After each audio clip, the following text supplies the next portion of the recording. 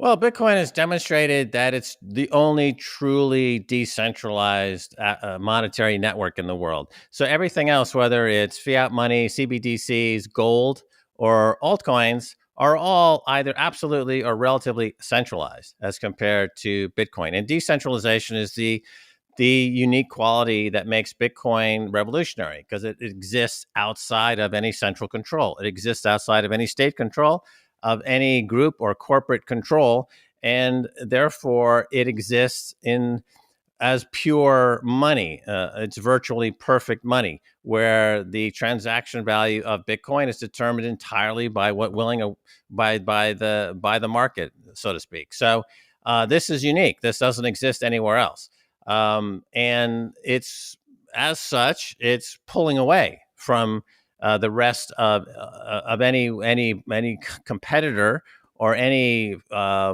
system that suggests that it might compete with Bitcoin. Clearly, there's going to be a lot of losers. Stefan, you've got the fiat money world is in total chaos. The dollar and the euro are really suffering epic, epoch-defining collapses at the moment. I'm sure I'm not telling any secrets here. It's pretty obvious what's going on in the fiat money world. In gold, as you see, there's no real price discovery in gold. It's manipulated. It's centralized to a large degree in vast storehouses of central banks and other players. Gold is not decentralized, really, when you compare it to Bitcoin. And in the altcoin market, it's clearly not decentralized. You've got plenty of attack vectors in the altcoin market. The centralization takes many forms. Either the code base has changed often, or you've got it's driven by a cult of personality. It's just many forms of centralization you see in the altcoin space.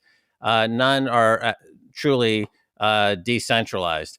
And just as an interesting side point, I saw a headline just cross in the last couple of days that the EU has come out and said we need to attack Bitcoin and support Ethereum.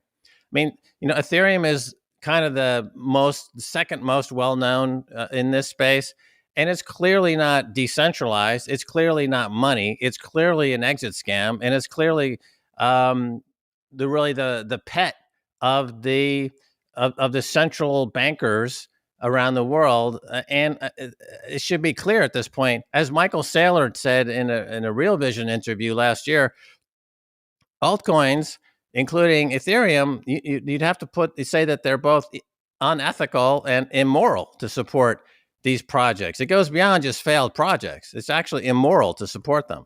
And I think people need to realize that when they support these altcoins, including Ethereum, they're really acting in an unethical, immoral way.